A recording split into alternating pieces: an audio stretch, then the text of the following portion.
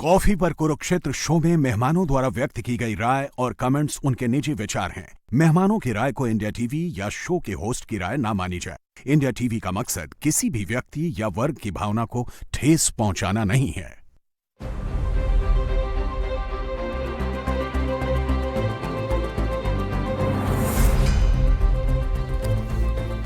नमस्कार, बहुत स्वागत है आप सभी का। आप देख रहे हैं कॉफी पर कुरुक्षेत्र, आपका प्रोग्राम जिसमें बातें होती हैं खुल्लम खुल्ला और वो बताते हैं आपको जो कोई और नहीं बताता। और आज एक बहुत बड़ी खबर है और उसी पर आज का कॉफी पर कुरुक्षेत्र। विनोद अग्निहोत्री सर हमारे साथ हैं। सर बहुत स्वागत आपका। हमारे पॉलिटिकल एडिटर देवेंद्र पराशर हमारे साथ हैं। देवेंद्र स्वागत आपका भी। और शांतनु गुप्ता जी मेरे दोस्त वापस आ गए हैं। ये बीच में पता नहीं कहाँ गायब हो जाते हैं।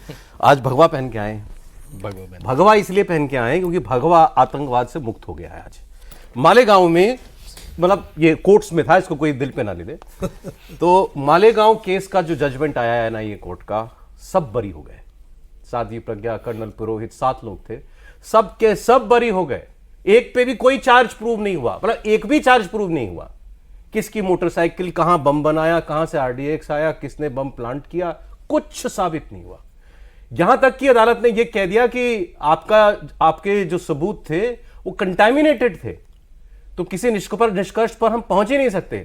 कंटैमिनेटेड मतलब आपके प्रमाण जो आपने दिए या साक्ष्य जो आपने जुटाए वो उनकी इंटेग्रिटी नहीं थी। और इसके 17 साल लगे इन लोगों को इस तोहमत से मुक्त होने में, इन सभी लोगों को। और क्या क्या नहीं कहा गया था। सब बीजेपी, आज आरएसएस सब याद दिला रहे हैं। बीएचपी, राहुल गांधी माफी मांगे, कांग्रेस माफी मांगे, सोनिया गांधी माफी मांगे, पी चिदम्बरम कहाँ है, सुशील कुमार शिंदे ने क्या कहा था, आज उनको पूछो, याद दिलाओ उनको। दिग्विजय सिंह ने क्या कहा था। अच्छा, बात सही है, इन सब लोगों ने बहुत कुछ कहा था। हिंदू आतंकवाद, भगवा आतंकवाद, ये कांग्रेस पार्टी के नेताओं के मुंह से निकले हुए बोल हैं। इससे वो इनकार कर ही नहीं सकते। तो आज वो क्या कहेंगे जब ये सब बरी हो गए? अच्छा, आप कहेंगे एक केस में बरी हो गए। सर, तो मैंने आज जितने ऐसे मामले चल रहे थे सबका रिकॉर्ड निकाला। मालेगांव में सब बरी, मक्का मस्जिद ब्लास्ट हुआ था हैदराबाद में, सब बरी, समझौता एक्सप्रेस ब्लास्ट में असीमानंद और बाकी लोग बरी। केवल एक अजमेर दरगाह में 2 लोगों को कन्विक्शन हुआ है और उसमें भी कई लोग बरी हुए हैं। ये सारे वो मामले थे जिनमें ये कहा गया कि ये हिंदू टेरर से रिलेटेड थे सपोजिडली। और स्टेटमेंट्स अगर आप निकाल कर, अभी हम लोग बात करेंगे तो सारी स्टेटमेंट्स मैं फिर आपके लिए दोहराऊंगा किसने कब क्या कहा था। लेकिन आज की जजमेंट का आप अगर निचोड़ बताना चाहें तो क्या है, मतलब ये किसको हिट कर रहा है ये आज का जजमेंट? देखिए, जजमेंट के 2 पक्ष हैं।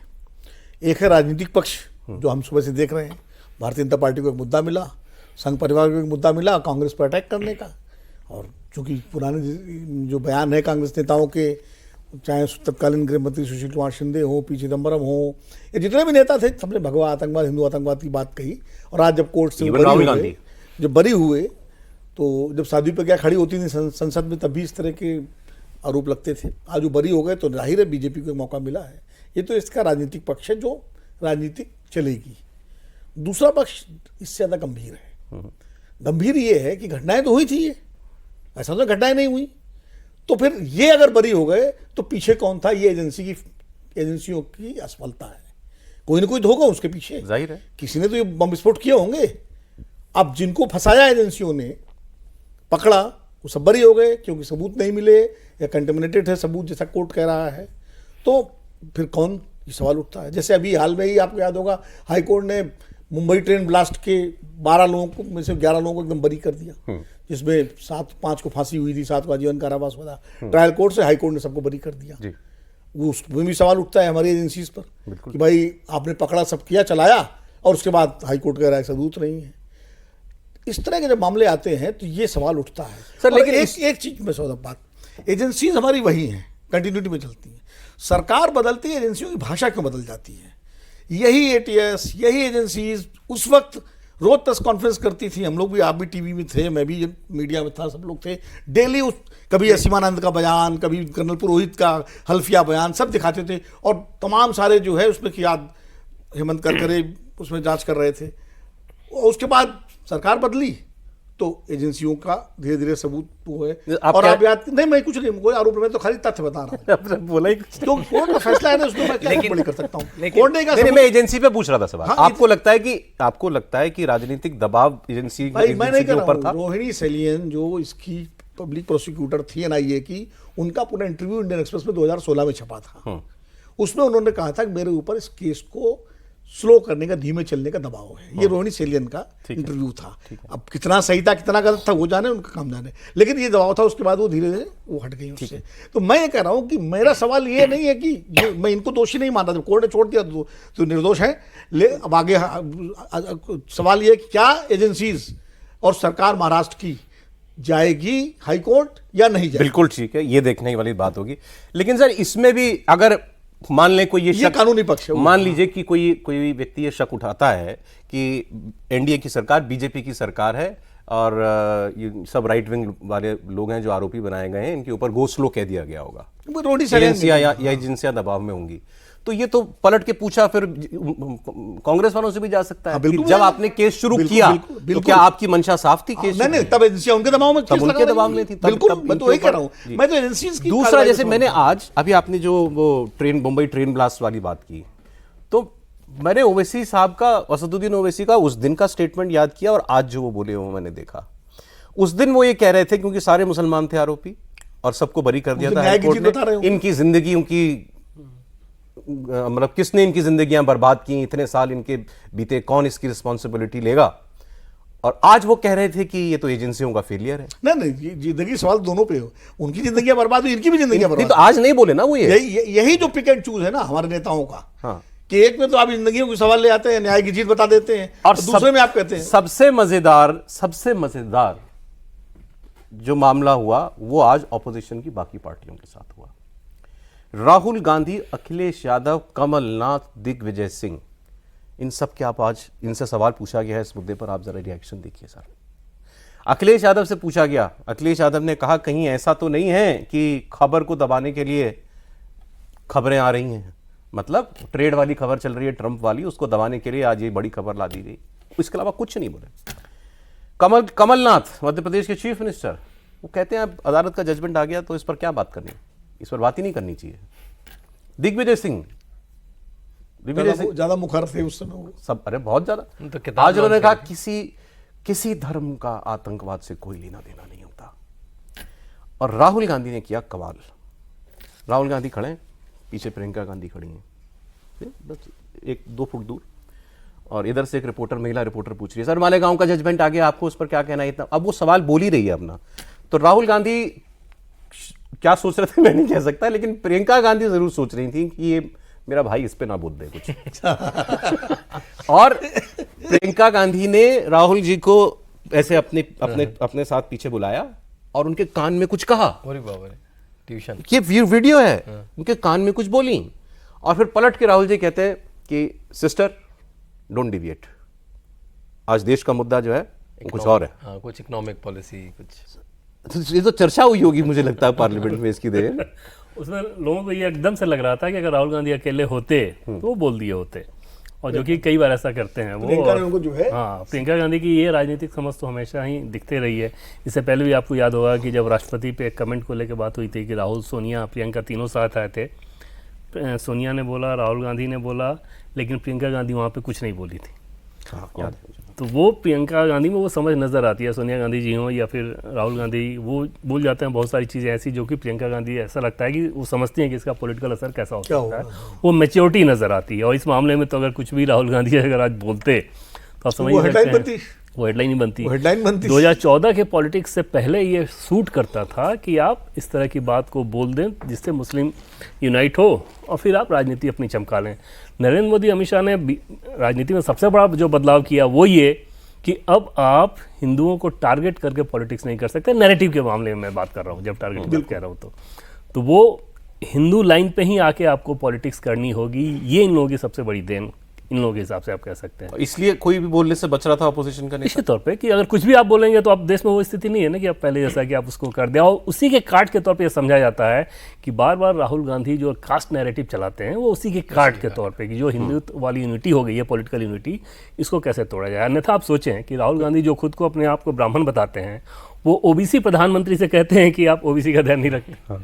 खुद एलओपी हैं आप, ब्राह्मण होकर किसी ओबीसी को दे दिए होते। और आज किसी की हिम्मत नहीं हो सकती कोई हिंदू टेरर, सैफरन टेरर संभव नहीं, आप अफोर्ड नहीं कर सकते, उस लाइन पे जाना भी अफोर्ड नहीं कर सकते। पॉलिटिकली अफोर्ड नहीं कर ये सकते। एक बड़ा चेंज कर दिया है इन लोगों ने। ओवैसी साहब भले कर लें। कल आपने सुना ना हाउस में गृह मंत्री अमित शाह का जजमेंट कल ही तो आया बोला, है। कल क्या उन्होंने बोला हाउस में, वो कह रहे हैं देश के गृह मंत्री कोई हिंदू आतंकवादी नहीं हो सकता। उनकी लाइन तो एकदम से क्लियर है।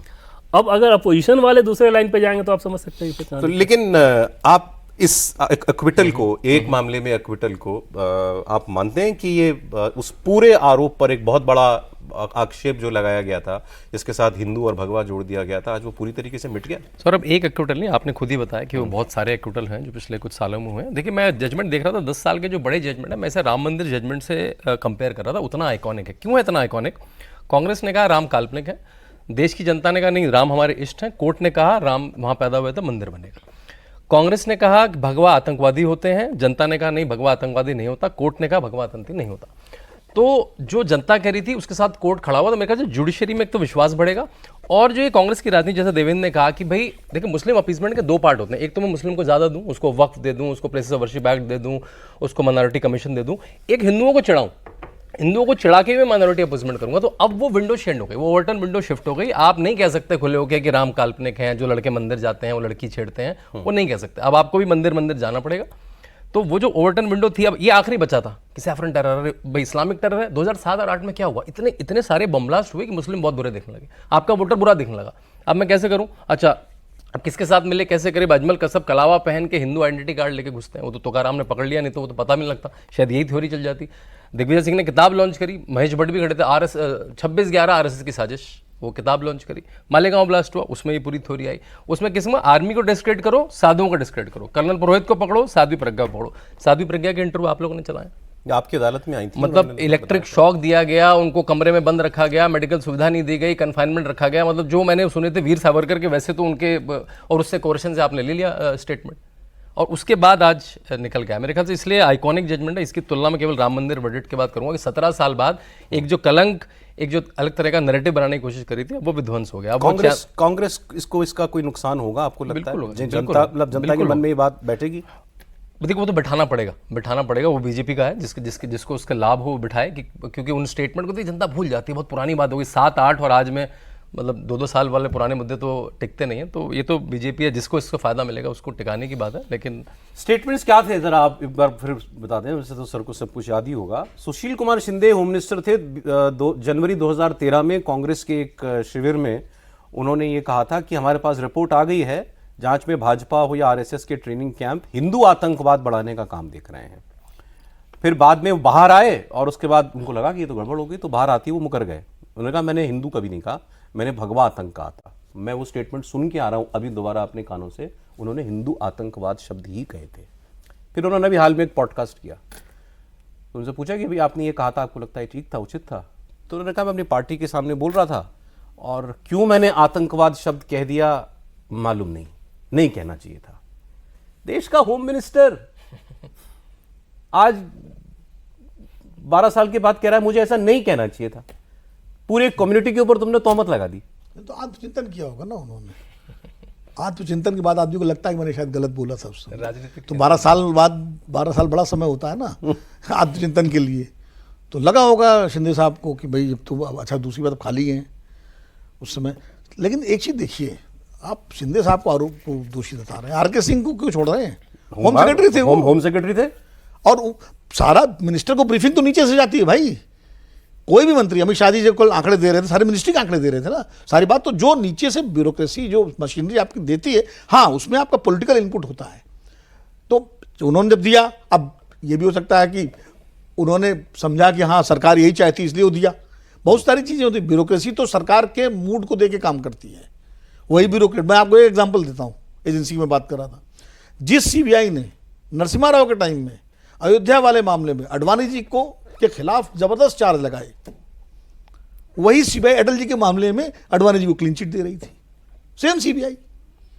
तो मैं इसीलिए कह रहा हूं कि एजेंसीज जो है हमेशा जो है वो अपने हिज मास्टर वॉइस के हिसाब से काम करते हैं। मैं कोर्ट की वर्डिक्ट पे कोई क्वेश्चन नहीं, मैं ये कह रहा हूं, ये सुशील शिंदे ने भी ये क्लेम किया था कि मैंने जो बोला वो आईबी का इनपुट था। ये उन्होंने अपनी किताब में लिखा है कि मैंने आईबी के इनपुट के आधार पर उस दिन बोली थी जो बात बोली थी। अच्छा, आईबी ने आपको कुछ लिख के दिया, आप पॉलिटिकल आदमी हैं, आपको उसको किस तरीके से प्रस्तुत करना है। आईबी की रिपोर्ट तो दुनिया ने नहीं देखी ना, सुशील कुमार शिंदे को सुना। उस समय पॉलिटिकली उनको सूट कर रहा था नैरेटिव, उस समय कांग्रेस पार्टी को पॉलिटिकली सूट कर रहा था। आप कितने उसका कारण बताओ ना। नहीं तो ये फिर तो ये आरोप सही है जो बीजेपी लगा रही है कि आप किसी भी हद तक जा सकते हैं वोट के लिए।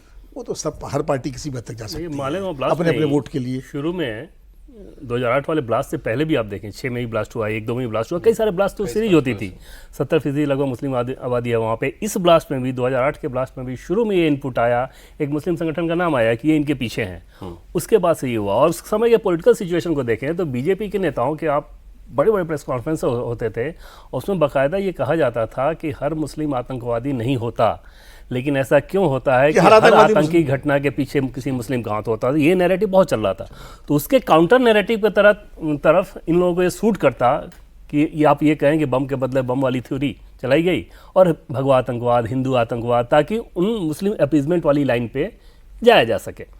और उसके हिसाब से इन लोगों ने बहुत एग्रेसिवली इस काम को किया। दूसरी बात हो जाती है कि अगर पॉलिटिकल, जैसे सर ने बताया आर.के. सिंह को लेके, जिसको बीजेपी ने सांसद बनाया, मंत्री बनाया, लेकिन ऐसे ब्यूरोक्रेट होते हैं ना, तो वो इन्फॉर्मेशन देते हैं, नैरेटिव तो मास्टर देता है ना पॉलिटिकल क्लास।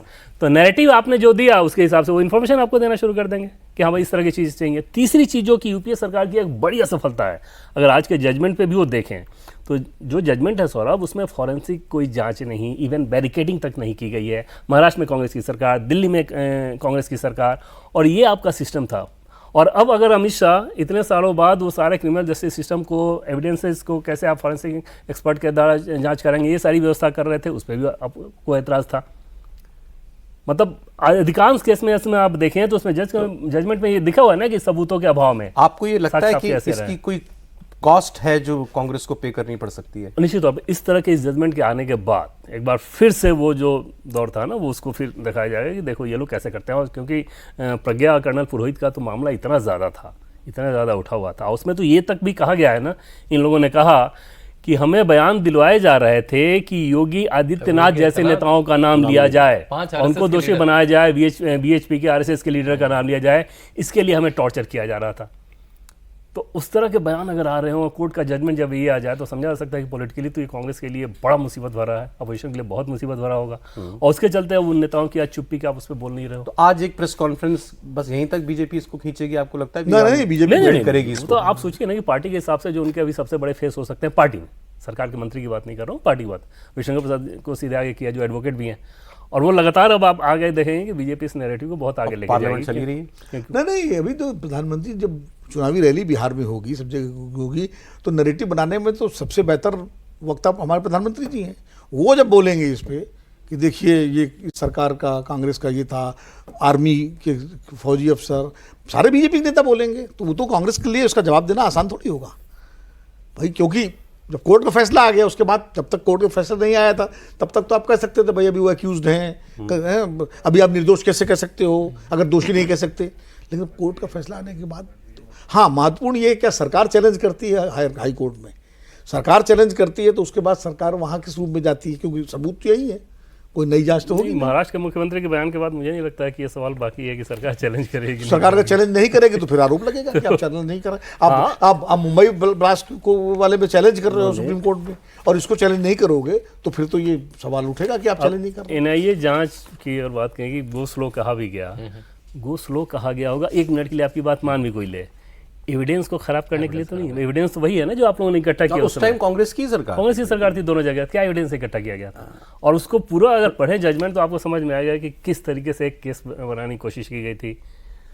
ये देवेंद्र फडणवीस ने, आप जो कह रहे थे, उन्होंने लिखा है आतंकवाद भगवा ना कभी था, ना है, ना कभी रहेगा। मगर केस एनआईए का है तो मतलब ये तो दिल्ली को तय करना है कि इसमें आगे जाया जाए कि ना जाया जाए। खैर ये देखने वाली बात होगी।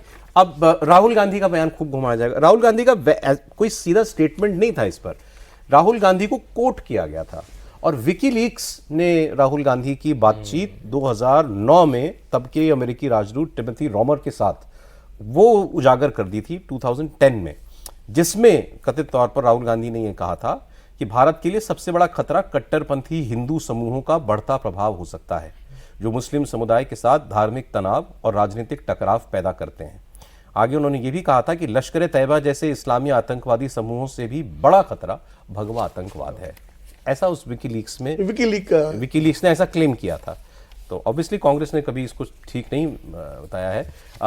सोनिया गांधी जी का भी नाम जो है इसमें लिया जाता है, जिस प्रोग्राम में, पार्टी के प्रोग्राम में सुशील कुमार शिंदे ने यह बात की जयपुर अधिवेशन था कांग्रेस का जी, उसी में उसी अधिवेशन में बैठी हुई थी, जयपुर का था, ठीक कह रहे हैं, उसी अधिवेशन में राहुल गांधी को उपाध्यक्ष बनाया और गया और सोनिया गांधी ने सुशील कुमार शिंदे के बोलने के बाद सीधा भगवा आतंकवाद शब्द नहीं प्रयोग किया, लेकिन उन्होंने आतंकवाद के सभी रंगों की आलोचना की थी। और उसके बाद एक बिजनेस स्टैंडर्ड ने एक हेडलाइन छापी थी, सोनिया टारगेट सैफरन टेरर। सो क्योंकि सब क्लोज डोर होता है। देखिए, उस समय सोनिया गांधी के जो स्पीच राइटर थे वो एक समझदार नेता थे कांग्रेस के, तो उन्होंने सभी रंग कर दिया था, बजाय ये कि भगवा रंग करें, हरा रंग करें, तो उन्होंने सभी रंग करके उसको थोड़ा, लेकिन मंशा वही थी ना, लेकिन डाइल्यूट कर दिया, डाइल्यूट कर दिया।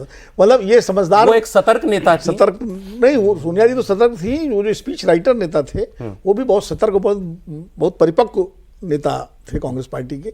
वो इसलिए मैं कह रहा हूँ कि वो, इसलिए कभी सीधा आक्षेप सोनिया गांधी पे नहीं लगाया। पहली बार इस शब्द का जिस जर्नलिस्ट ने इस्तेमाल किया था, भगवा आतंकवाद, वो भी बताया जाता है कि चिदम्बरम जी के बहुत करीबी शायद थे।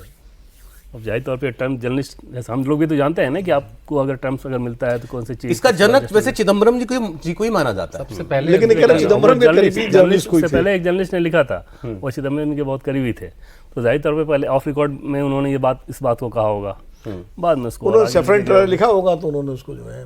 अच्छा, आपकी जैसे योगी जी से इतनी मुलाकातों में कभी ये मुद्दा उठा कि ये भी कभी तैयारी थी आपको इस मामले में लपेटने की? इसकी चर्चा उत्तर प्रदेश में भी नहीं, बल्कि इस बात की जानकारी भी बहुत कम लोगों को है कि किसी अभियुक्त ने कहा था कि हमसे कहा गया कि योगी आदित्यनाथ नहीं, बात तो खूब चली थी। हाँ, चली, लेकिन अभी के काल में 7-8 साल में। और बल्कि ये आती है कि मतलब कांग्रेस को तब भी समझ थी कि योगी आदित्यनाथ इतने बड़े होने वाले हैं, क्योंकि देखिए 7-8-9 में योगी आदित्यनाथ नाम थे, लेकिन इतना बड़ा नाम नहीं थे कि आपको फंसा। हम एमपी थे, लेकिन इतना बड़ा नाम नहीं था कि आपको अगर 5 लोगों को फंसाना है तो योगी आदित्यनाथ को। ये सब लोग क्यों जी, क्योंकि ये एक प्रखर हिंदुवादी छवि के लोग थे। हाँ, क्योंकि अगर आप इनको किसी ऐसी चीज से एसोसिएट करोगे तो हो सकता है एक सेक्शन ऑफ पीपल उसको मान ले, ठीक कि हाँ ये हो सकता है, होता ही है जी। हाँ भाई, आप मान लीजिए किसी उदारवादी राजनाथ सिंह को आप अक्यूज कैसे करोगे? उनको कोई नहीं मानेगा, है ना, या रविशंकर प्रसाद को कोई नहीं मानेगा, प्रकाश जावड़ेकर कोई नहीं मानेगा। लेकिन जो प्रज्ञा ठाकुर, योगी आदित्यनाथ या साक्षी महाराज या इस तरह के जो नेता हैं जो सीधे सीधे भगवा पहनते हैं, तो उनके बारे में आपको लगता है सर कांग्रेस ने वहां से कुछ कोर्स करेक्शन भी किया है? मनमोहन सिंह जी का वो बयान, वर्ल्ड फेमस बयान कि हमारे संसाधनों पर पहला अधिकार अल्पसंख्यकों, हालांकि उसको बहुत मिसकोट किया गया। पर मिसकोट नहीं, मैं उस पर सर शर्त लगा सकता हूँ, सर मेरी थीसिस है उस बयान पे। चलो, अब वो विषय नहीं है। हाँ, मैं इसलिए कह रहा हूँ, मैं फॉर्म हूँ इस बात पर कि उन्होंने ये बात कही थी। नहीं, उन्होंने माइनॉरिटीज के साथ साथ और सेक्शन भी जोड़े थे सर। उसके बाद एक दूसरी प्रेस कॉन्फ्रेंस में भी बात कही, क्लैरिफाई किया था उस बात और बोला है उन्होंने सर बात ये। वो स्पीच पूरी पढ़ना, तो चलो घर में खैर मैं कह रहा हूँ कमजोर बच्चे के लिए माँ ज्यादा दूध का कटोरा रख देती है। ये तो मैं कह रहा हूँ उस मानसिकता से कांग्रेस कुछ बाहर आई है या अभी भी भाई बाहर? भाई राहुल गांधी कैलाश मानसरोवर की यात्रा कर चुके हैं, केदारनाथ की यात्रा कर चुके, और वो तपस्वी अपने को बता चुके भारत जोड़ो यात्रा के दौरान। तो इससे बाहर आने का ही तो है, उस मानसिकता से निकलने का कोशिश। मंदिर जो है, चुनाव के समय जाना, भारत यात्रा के दौरान सारे मंदिरों में जाना, तो ये बाहर निकलने की तो कोशिश है। उस एंटोनी कमेटी की रिपोर्ट तो वही यही थी ना 2014 में, कि हम क्यों हारे, हमारी छवि एंटी हिंदू हो गई थी। तो अब एकदम तो आप रातों रात तो अपने को बदल नहीं सकते। दूसरा एक चैलेंज कांग्रेस सामने ये भी है कि उसको अपना माइनॉरिटी वोट न सिर्फ बचाए रखना है, बल्कि जिन पार्टियों के पास है उनसे लेना भी है। रीजनल पार्टीज जो हैं, जैसे कर्नाटक में उसे जेडीएस से ले लिया लगभग ऑलमोस्ट, तो उसको माइनॉरिटी / मुस्लिम फ्रंट पर एक्टिव और अग्रेसिव भी रहना है। तो तेलुगु देशम से वहां पर टीआरएस से ले लिया वहां पर तेलंगाना में। अब उसको उत्तर प्रदेश, बिहार या इन राज्यों में या उत्तर भारत में जहां भी, तो उसको लेना है, साथ में एंटी हिंदू नहीं होना है। ये एक बड़ा चैलेंज कांग्रेस के सामने। देखिए, एक स्ट्रेटजी के तौर पे भले कांग्रेस पार्टी इसका इस्तेमाल करे, विचारधारा और सोच के तौर पे तो बिल्कुल नहीं है। जैसे लेटेस्ट एग्जांपल मैं आपको दूं, परसों का लोकसभा में जब प्रियंका गांधी बोल रही थी, तो उसके बाद जो पहलगाम में जो लोग शहीद हुए, जो टूरिस्ट मारे गए, उनका नाम जब वो पढ़ रही थी ना, तो जैसे उन्होंने बोलना शुरू किया इंडियन, भारतीय, तो सत्ता पक्ष से एक केंद्रीय मंत्री और कुछ सांसद जो बैठे थे, उन्होंने कहा कि भारतीय हिंदू। अच्छा, सिर्फ हिंदू नहीं बोला था, भारतीय हिंदू बोला था इन लोगों ने, हाँ, भारतीय हिंदू कहा। अच्छा, फिर वो सिर्फ इंडियन बोली, फिर इधर से एक आवाज़ आई कि आपको शर्म आ रही है बोलने में हिंदू। अच्छा, ये बात तो हकीकत है ना कि पहलगाम में जो मारा गया, ठीक है कि उसमें एक मुस्लिम भी थे, लेकिन मारा गया तो हिंदू के आधार पे ही ना, कि अगर आप हिंदू हो तो आपको हम मार रहे हैं, पहचान सुनिश्चित करके मारा गया। तो अगर विचारधारा या सोच के स्तर पे वो बात आई होती तो बहुत आसानी के साथ उसको स्वीकारा जा सकता है कि हाँ, ये तो हकीकत थी। लेकिन उस हद तक अगर लीडर नहीं जा रही हैं, तो आप समझ सकते हैं कि विचारधारा या सोच के तौर पे नहीं हो सकता, स्ट्रेटजी के तौर पे हो सकता है कि अगर आपको लग रहा है कि पॉलिटिकली ये हमें नुकसानदायक है तो थोड़ा बढ़ जाता है। उस वक्त भी एक बार भी प्रियंका जी के मुंह से ये नहीं निकला कि हाँ भारतीय और हिंदू भी थे, हाँ, लेकिन पहले भारतीय, ये भी कहा जा सकता है। कहा जा आराम से सकता कहा था, ये कहा जा सकता था। लेकिन मुझे लगता है, मैं देवेंद्र की बात से सहमत हूँ, थोड़ा सा उसमें मैं मुझे लगता है कि शायद इनकी कोशिश भारतीय बनाम हिंदू का एक नैरेटिव चलाने की है, क्योंकि भारतीय में हिंदू मुस्लिम सिख ईसाई सब आ जाते हैं, हिंदू में सिर्फ हिंदू आते हैं। लेकिन आपकी बात सही है, उसको ये कहा जा सकता था, और ज़्यादा राजनीतिक चतुराई होती, समझदारी होती, अगर कहती हाँ भारतीय हिंदू भी थे, भारतीय थे पहले और हिंदू भी थे, इसमें कोई दिक्कत नहीं थी। और शायद उनके एडवाइजर्स को इतनी समझ नहीं आई होगी कि अगर ऐसा मौका आए तो मुझे लगता है बड़ा स्पॉन्टेनियस था। स्पॉन्टेनियस भी था। लेकिन थोड़ा सोचो ना, इससे पहले जैसे आप पार्लियामेंट में आ रही है पिछले सेशन में, सिर्फ फिलिस्तीन का बैग लेके, क्या मतलब था उसका? गाजा पे 10 ट्वीट हैं, क्या था उस पर? कोई मतलब ही नहीं है उसका। भाई वो आप वही उसी ऑडियंस को आप मैसेज दे रहे हो, ऐसा नहीं कि आपने गलत किया, फिलिस्तीन लेकिन तो आपने पुराना है उस कांग्रेस ऑडियंस को आपने मैसेज उसका दिया। बैग लेके घूमना, हाँ, प्रियंका डिस्प्ले गांधी करने का आ रही हो ना। बहुत बहुत सर obvious 2 है, आर्टिकल मतलब लिख दिए किसने- सोनिया गांधी ने, कभी फिर लिखा आर्टिकल, जागरण में छपा हुआ था। हाँ, तो देखिए, जो विनोद तो जी ने कहा- कब मैंने तो किसी विषय पे नहीं देखे उनके आर्टिकल। आर्टिकल लिखना, नहीं, वो आर्टिकल मनरेगा पे भी लिखा है उन्होंने, ऐसा नहीं है। आर्टिकल उन्होंने एक इकोनॉमी पे भी लिखा था सोनिया गांधी ने, तो ऐसा नहीं है। हाँ, फिलिस्तीन पे लिखा है। फिलिस्तीन से विशेष प्रेम है सर। नहीं, फिलिस्तीन कांग्रेस बैग का लेके गांधी जी के घूमना। मानस मुद्दा है भाई साहब, मतलब बैग लेके और भारत का घूमना मुद्दा है फिलिस्तीन। आज भी हमारी सरकार जो है यूनाइटेड नेशन में फिलिस्तीन के पक्ष में मतदान करती है। नहीं। ये अलग बात है, हमने इजराइल को बैलेंस किया है। और ये फिलिस्तीन पे कुछ कहना गलत नहीं है, और डिस्प्ले जब कर रहे हो ना, तो आप अपना ऑडियंस को मैसेज दे रहे हो। ठीक है। वो देखिए उनके पास ये एक तो दुधारी मैसेज तो तलवार बीजेपी तो भी बिल्कुल देती है है, ही, वो भी देते जैसा जैसा विनोद जी ने कहा कि उनको अपने मुस्लिम वोट बैंक को तो इंटैक्ट रखना है। जैसे यूपी में हम लोग देखते हैं, इन लोगों का गठबंधन है, लेकिन वो डरे रहते हैं एकदम। कांग्रेस को, सपा को डर लगने बिहार में लगा है, डरे सपा हुए को डर लगने लगा है कि अरे यार ये तो बड़ी पार्टी है, ये तो पुरानी मुस्लिम पार्टी है, ये तो पुरानी दलित पार्टी बिहार में है, डरे हुए हैं। इसने मुझे ले लिया तो मेरा क्या होगा। तो और उसको अब थोड़ा एंटनी कमेटी के बाद, एंटनी कमेटी की सबसे कि हमें एंटी हिंदू नहीं दिखना है, हमारी वो इमेज है, तो वो वोट हमें नहीं मिलेगा। हमारा वो जो तरीका था कि भाई हिंदुओं को बांटो, दलित का वोट ले लो, थोड़ा थोड़ा मुस्लिम को ले लो, 25% पे वोट जीतो, वो नहीं चल रहा है अभी। रिपोर्ट दी केरल के क्रिश्चियन ने, केरल के क्रिश्चियन क्रिश्चियन ऑब्जेक्टिव कि भाई एंटी हिंदू मत हो। एंटी हिंदू मत दिखो, वो तो पता नहीं, ये देखो उस मत। व्यक्ति की मेच्योरिटी होती है, पॉलिटिकल मेच्योरिटी दिखाती है, देखो मत। कि कितने मेच्योर लीडर थे, न्यूट्रलिटी भी है, न्यूट्रलिटी भी है।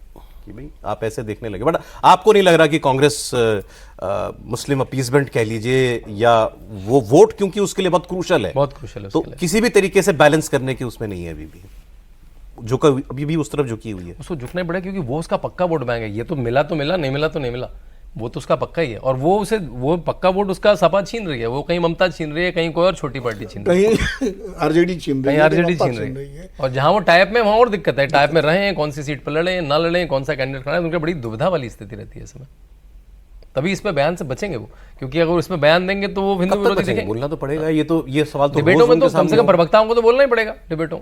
नहीं, आज आपने ये कह दिया कि जी नहीं, ट्रंप की खबर बढ़ी है, ट्रेड की खबर बढ़ी है, कल क्या बोलेंगे? हाँ, 10 दिन बाद क्या बोलेंगे? सवाल नहीं, तो दूसरा इसमें एक चीज और था कि वो खबर बड़ी है, इसमें कोई दो राय नहीं। उस खबर के साथ इस पे भी बोल देने में क्या हर्ज था भाई, बोल सकते पहले थे तय ना। करें क्या बोले हैं भाई, दोनों चीज में। अभी तो भाई कोर्ट का फैसला है, सबको मानना पड़ेगा। दैट्स हाँ। स्पॉन्टेनियस तो नहीं, अगला सवाल जो होगा ना, मानना तो पड़ेगा।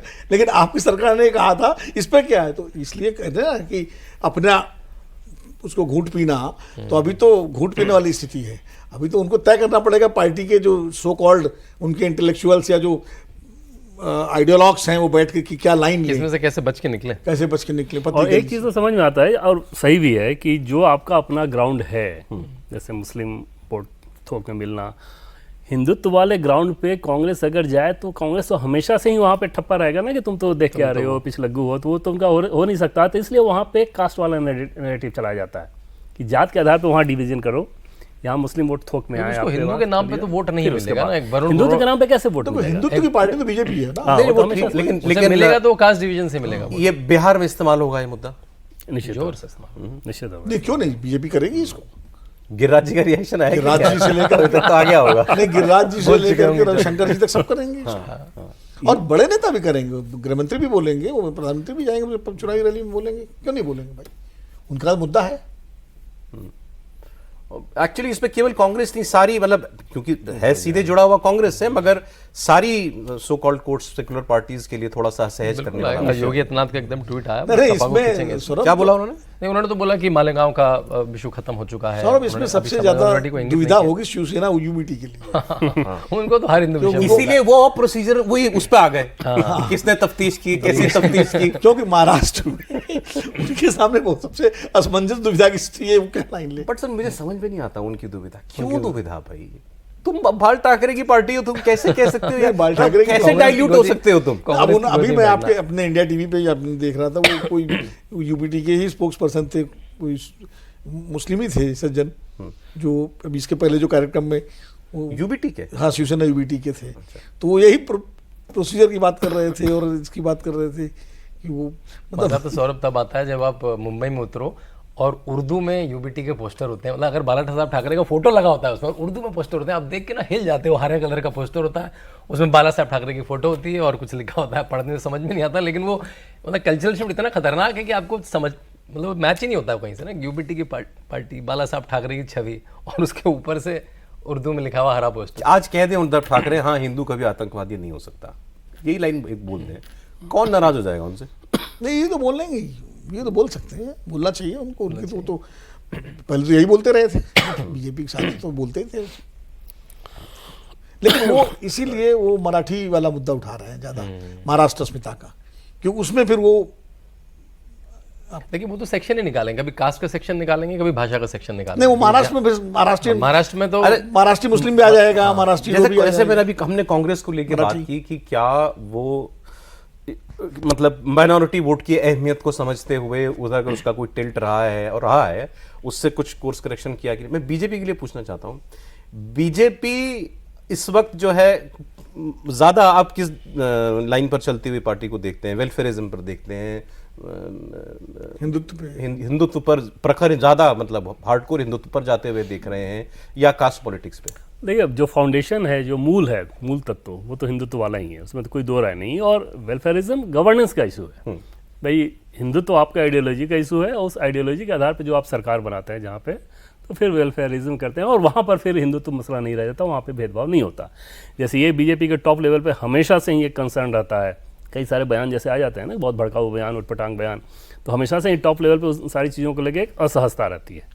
ये कैसे दे दिया गया, इस तरह बोलने की जरूरत नहीं थी, इसका कोई मतलब नहीं था, क्योंकि जब आप गवर्नेंस देखते हैं तो आपको इसका ध्यान रखना होता है। लेकिन जैसे ही कोई इशूज़ की बात होगी, जैसा कि पहले मैंने आपको बताया कि अगर राज्यसभा में गृहमंत्री अमित शाह को बोलना था तो गर्व से उन्होंने कहा कि हिंदू आतंकवादी हो ही नहीं सकता, वहां पर कोई कंफ्यूजन कभी नहीं रहा, वो एकदम सटीक। जैसे अभी वो हैदराबाद वाले सांसद ने जो विधायक ने जब इस्तीफा दिया, टी राजा सिंह ने, तो मैंने देख रहा था इनके कुछ मतलब राइट विंग सपोर्टर्स का एक सेक्शन नाराज भी था कि अरे भाई ये तुम्हारा सबसे मजबूत आदमी, वो भी हैदराबाद के अंदर है, इसको क्यों जाने दे रहे हो, विषय जो भी हो। लेकिन टी राजा सिंह इतना वक्त पार्टी में रहे और वो आदमी एक्सट्रीम ने मतलब जिस हद तक जा सकता है, सस्पेंशन भी हुआ था इसी वजह से, सस्पेंशन भी उनका पहले हुआ था इसी वजह से, वो आदमी एक्सट्रीम है बिल्कुल।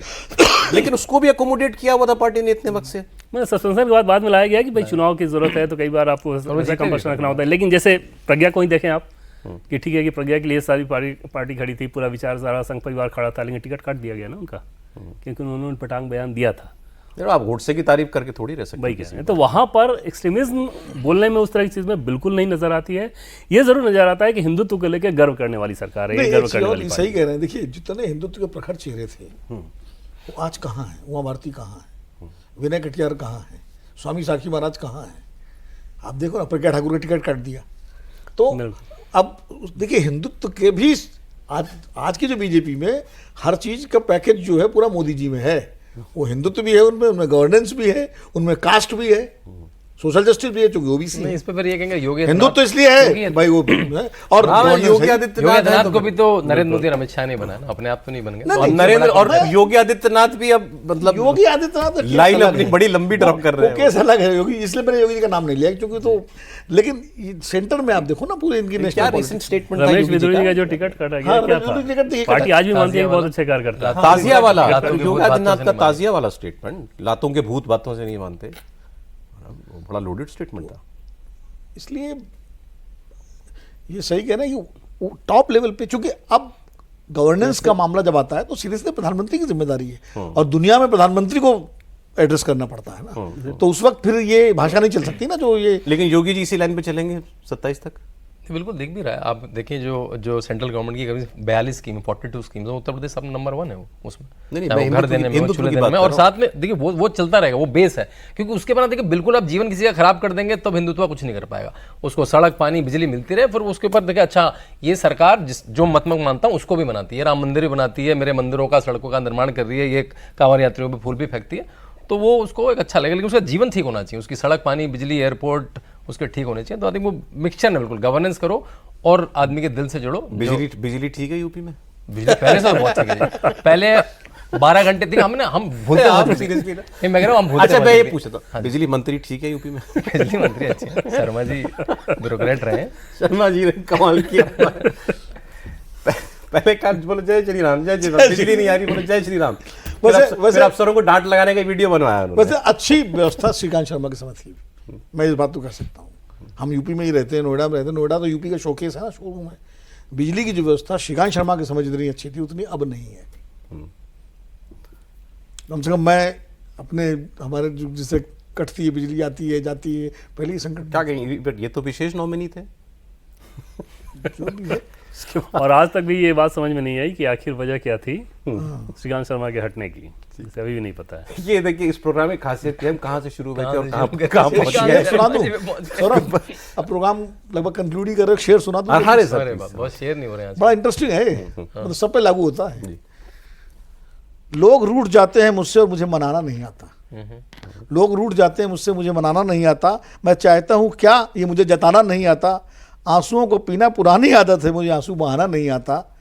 लोग कहते हैं कि मेरा दिल है पत्थर का, इसलिए इसको पिघलना नहीं आता। अब क्या कहूँ मैं, क्या आता है क्या नहीं आता, बस मुझे मौसम की तरह बदलना नहीं आता। क्या बात है। और ये जिस पे चाहे राहुल गांधी भी लागू मैं कर वही दो। सोच रहा हूँ, एक लाइन पे लगा ये तो राहुल के लिए, दूसरे में लगा नरेंद्र मोदी के लिए, सबके लिए। बहुत शुक्रिया सर, समय इतना ही था। विनोद जी बहुत शुक्रिया, देवेंद्र शुक्रिया आपका, शांति जी बहुत धन्यवाद आपका। कल फिर मिलते हैं आपसे। कैसा लगा प्रोग्राम कमेंट्स में बताइएगा। आज इतना ही कॉफी पर कुरुक्षेत्र में।